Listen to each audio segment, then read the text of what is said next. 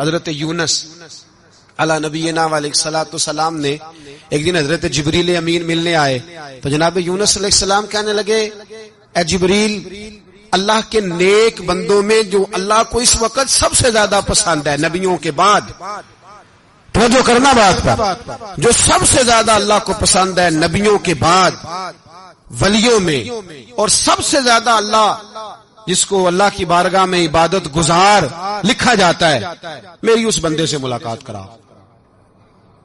تو حضرت جبریل نے جناب یونس علیہ السلام کو ساتھ لیا تو ایک شخص کے پاس پہنچے جو آنکھوں سے اندھا تھا، دونوں ہاتھ اس کے سلامت نہیں تھے اور پورے جسم میں پیپ جاری تھی، ریشہ تھا۔ جب جا کے السلام علیکم کہا نا حضرت یونس نے، اس نے وعلیکم السلام کے بعد پہلا لفظ پتہ کیا کہا؟ اس نے کہا یا اللہ تیرا شکر ہے، یا اللہ تیرا، آپ بھی ادا کریں اللہ کا شکر، یا اللہ تیرا، اللہ تیرا شکر ہے۔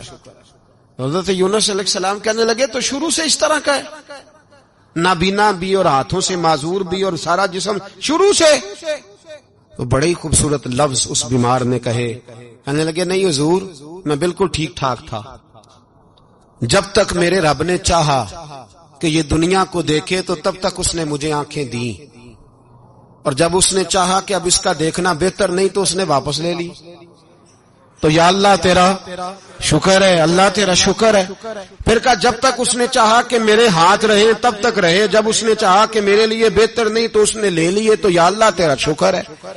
جب تک اس نے چاہا کہ میرا جسم صحیح و سلامت رہے تو رہا، اور جب اس نے چاہا کہ میرے لیے بہتر نہیں تو مجھے بیمار کر دیا، تو یا اللہ تیرا شکر ہے۔ تو حضرت یونس علیہ السلام کہنے لگے جبریل واقعہ یہ اللہ کا سب سے زیادہ شکر گزار بندہ ہے، سب سے زیادہ عبادت گزار بندہ ہے، سب سے زیادہ۔ میرے نبی پاک علیہ السلام نے فرمایا میرا مومن ہر حال میں ہی نفع میں ہے، نعمت ملے تو شکر کر کے نفع، مصیبت آئے تو صبر کر کے نفع، اپنی زندگی میں تحمل، بردباری، علم پیدا کرے، حوصلہ پیدا کرے۔ ہر آنے جانے والے شخص کے مزاج کے مطابق اسے نہ ملے، اپنا مزاج صحیح رکھے، اپنی طبیعت کے مطابق اپنے ماحول کو برقرار رکھیں۔ علم کے ساتھ گزارا کرو گے تو رشتہ داروں سے بھی بنی رہے گی، دوستوں سے بھی بنی رہے گی، ہر ایک سے تعلق رہے گا۔ اور اگر آپ کے اندر یہ حوصلہ نہیں تو پھر سارے معاملات پریشانی کا شکار ہو جائیں گے۔